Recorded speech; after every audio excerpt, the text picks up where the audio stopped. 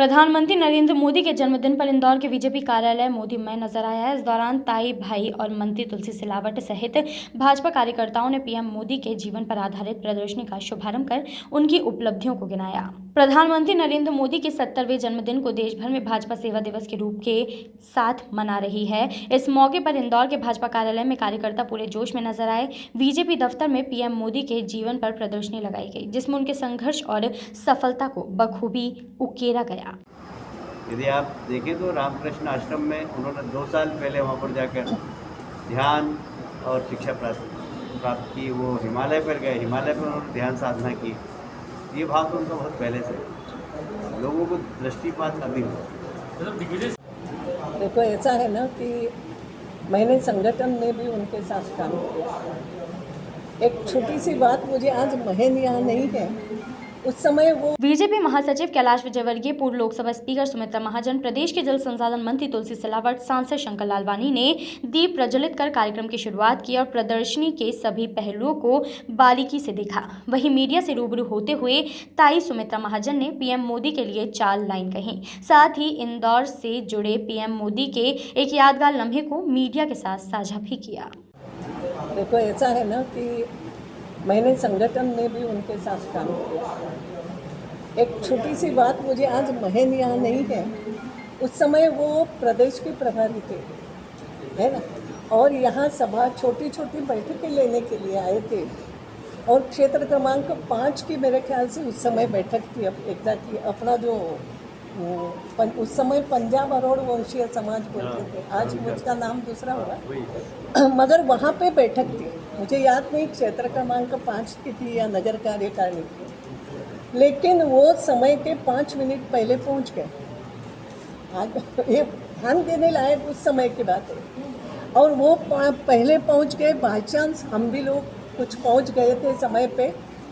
और वहाँ पहुँचते से ही सब बैठक रखी थी 9 बजे की। उन्होंने 9 बजते से ही कहा, अब दरवाजे बंद करो, दरवाजे बंद करो, इसके बाद आने वाला कोई भी अंदर नहीं आएगा। क्योंकि जो देर से आता है उसकी काम करने की इच्छा है, ऐसा मैं नहीं मानता हूँ। ये पहला अनुभव इंदौर के लोगों को, मुझे तो कम से कम लगता है, क्योंकि मैं स्वयं उपस्थित भी थी, मैं देख रही थी उनके तरफ। बोले, नहीं ताई, ठीक कर रहा हूँ। मुझे वास्तव में कहा, नहीं ताई, ठीक कर रहा हूँ, कि जो देर से आता है। और वास्तव में उसके बाद आए हुए सभी लोगों को पूरी मीटिंग होने तक उन्होंने बाहर ही रखा, अंदर नहीं आने दिया। बोले, नहीं खुलेगा दरवाजा, यानी नियम, यानी पक्का नियम। और तब से मैंने जाना ये व्यक्ति नियम का पक्का है, बातों का पक्का है, तो काम भी उसी तरीके से करेगा। ये भाव हमारे मन में उस समय आ गया। एकता यात्रा में तो हमने देखा, देर से आए, रात को 2 बजे हमारे यहाँ इंदौर में उस समय आई थी, कड़ाके की ठंड थी, मगर बोले नहीं, सभा तो होना है। अगर लोगों को बोला है, जितने लोग हैं उसमें सभा, तो रात को 2 बजे यहाँ पे एकता यात्रा की, मुरली मनोहर जोशी की सभा। तो ऐसे शब्द के पक्के, काम के पक्के, ऐसे कई अनुभव मैंने उनके लिए। जब कुछ बात होती थी, मन में भाव आता था, तो उनसे जब बात करती थी, शांति से पूरा सुन लेते थे। और फिर 1, 2, 3 ऐसे मुद्दों में आपको सलाह देते। बताती हूँ, प्रजातंत्र में जो पुरस्कृत किया जाता है, जैसे पद्मश्री, जो पद्मश्री दी जाती है, उनका उन्होंने पैटर्न कैसे बदला कि सामान्य से सामान्य व्यक्ति भी पद्मश्री आज पाने लगा, कि जिसमें ज़िंदगी में कुछ अलग किया है और सिंसियरली कर रहा है। ऐसा नहीं, सिफारिशें नहीं चलती वह। तो उन्होंने जो ऑनलाइन देखे, कुछ अपने लोगों से समझ के, सुन करके, कुछ व्यक्तिगत काम देख करके, ये जो बातें आप अगर देखोगे गत कई सालों से जो पद्मश्री देने की पद्धति, एक छोटी सी बात है, पद्मश्री बहुत बड़ा सम्मान है, मगर एक सामान्य व्यक्ति को भी वो मिल सकता है। ये सामान्य व्यक्ति के मन में आत्मविश्वास जागरूक करने का जो बात है, ये बहुत बड़ी बात है। एक प्रधानमंत्री ये बात सोचता है ये प्रजातंत्र में भी बहुत ध्यान देने लायक बात है। आप ऐसा कुछ अभ्यास करो पत्रकार होते हुए, ऐसा मुझे इस दौरान बीजेपी महासचिव कैलाश विजयवर्गीय ने कहा कि उनका सौभाग्य था कि पीएम मोदी के नेतृत्व में कार्य कर रहे हैं। पीएम मोदी की काम के प्रति पूरे समर्पित हैं। कोरोना हो या चीन की सेना हो, उससे एक ही व्यक्ति निपट सकता है, वो है पीएम मोदी। असंभव शब्द उनकी डिक्शनरी में नहीं है।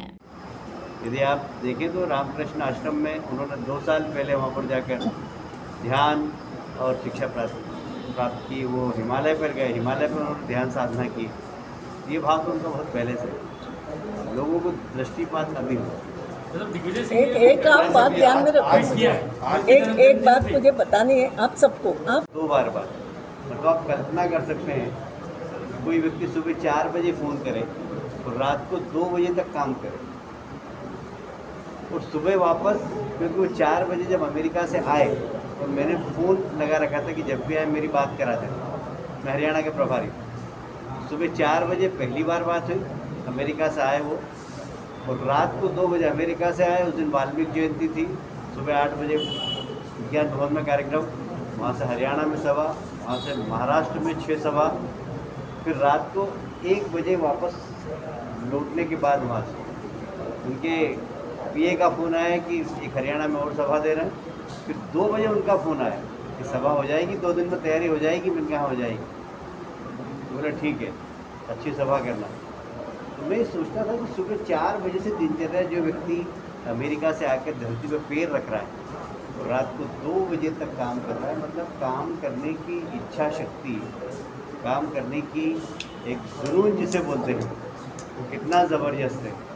तो ये प्रेरणा उनसे मिलती है।